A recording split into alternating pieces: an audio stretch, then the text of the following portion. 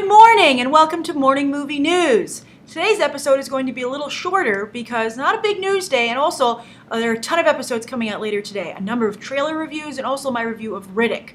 So keep an eye on this channel all through the rest of the day today and a little bit through the weekend probably because there's just so much content I'm trying to get up and I have to give each of it a little bit of room to breathe.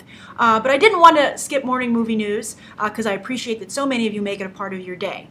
So the first story is that Alan Taylor is in negotiations to direct Terminator 5. Great choice for Terminator 5. Bad choice, I think, for Alan Taylor. Alan Taylor made a name for himself directing HBO television shows, most notably Game of Thrones, and he just moved up to movies with Thor The Dark World. And while I have some reservations about the film Thor going a little darker, the more I see the trailer, the more excited I am, and I think that he looks like he did a really great job with the source material, most of all because he treated it seriously. And I think that's what the Terminator franchise really needs, someone who's going to take it seriously. So Alan Taylor, great choice. And also, we've been talking a lot about movies versus TV lately here on the show, and this is a great example of television talent that does a great job moving up to the film level, and hopefully, from what we're seeing so far, maintaining their levels of quality from television. Alan Taylor hasn't been corrupted by Hollywood, the movie level, just yet. But why do I think this is a bad choice for Alan Taylor? You and I have gotten into an argument about this before, some BTT viewers and myself, over whether or not Arnold Schwarzenegger's career can continue. Most notably on my escape plan review for the trailer. I said that I just couldn't think of Arnold Schwarzenegger the same way anymore after the affair that he had with his housekeeper. And a number of you have pointed out and said, well, listen, Grace, lots of people have affairs. You can't just stop watching. I mean, we couldn't watch any movies if we didn't watch anybody who cheated on their spouse or got divorced. But I would say you're missing the forest for the trees here. I'm not upset that Arnold Schwarzenegger, well, I mean, obviously it's not a very nice thing to do, but I don't dislike him and can't really look at him the same way because he cheated on Maria Shriver.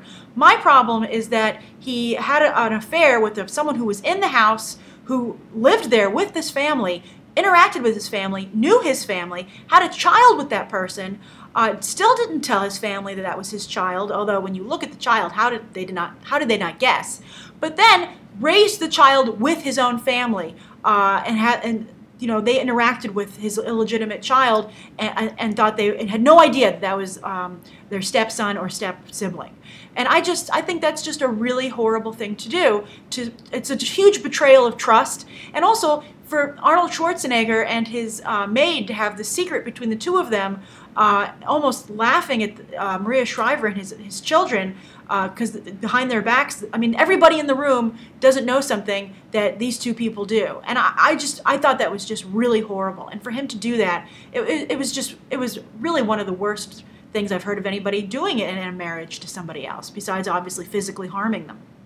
So that's why Arnold Schwarzenegger, I think, has been ruined for me. And while a number of you are defending him here online, you can see that his box office track record has been horrible. He has not been able to bounce back. Now, you could blame his choice of projects.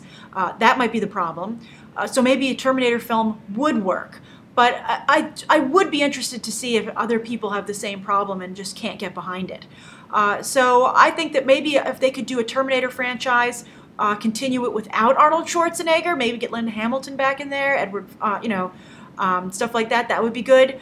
But right now, I just don't think the franchise can continue with Arnold Schwarzenegger, which is too bad, because I really loved him in that role. T2 is one of my favorite movies of all time. Really well done. So that's Terminator 5, which I kind of think is DOA, no matter what talent or money they pour into it, which is just such a shame. So that's the first story of the day. The second story is that Benedict Cumberbatch, boy, his Oscar campaign is really shaping up to be really impressive. I think almost for sure he's going to get nominated because the LA branch of the BAFTAs has just nominated him for Entertainer of the Year for Best UK Talent, representing UK talent abroad. And of course, he certainly deserves the award. Not only has he made Sherlock very popular here, but also was the main villain in Star Trek Into Darkness. The entire ad campaign was built around him, and he has so many movies coming out the fall. He's in 12 Years a Slave, he's in August Osage County, and he's obviously in The Fifth Estate, which he looks quite good in. I think that's where he's going to get his nomination.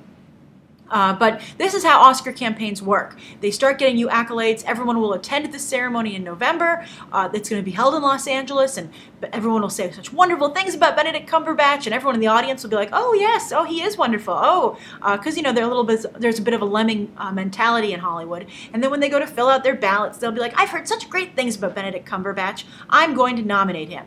And I haven't seen The Fifth Estate. I hope that he gets, I hope that it looks very good though. I'll be seeing it soon, as will you. It comes out next month.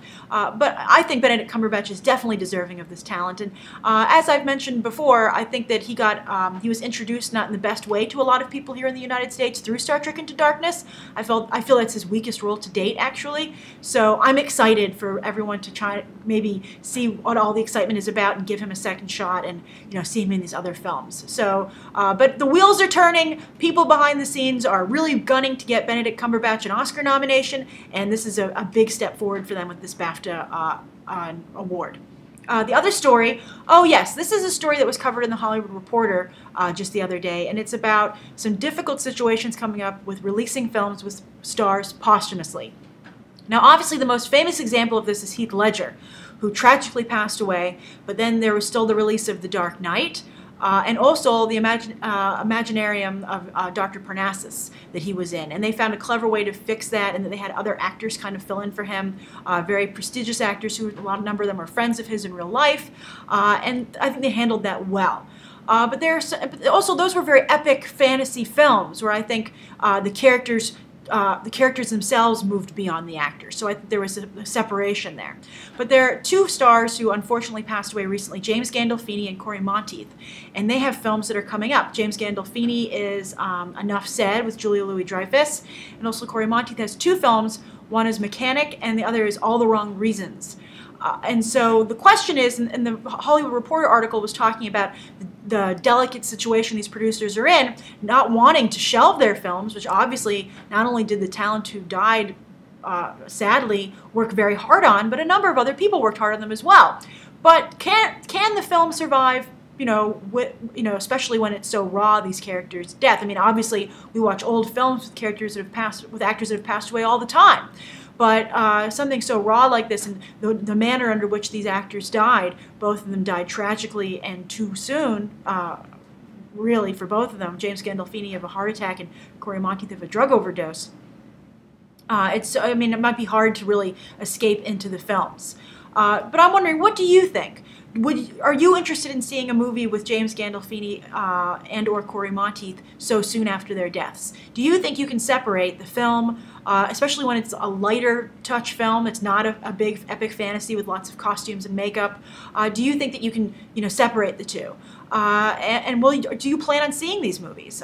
Enough Said, McCanick, and All the Wrong Reasons. So write your thoughts down below. Thank you for tuning in to Morning Movie News.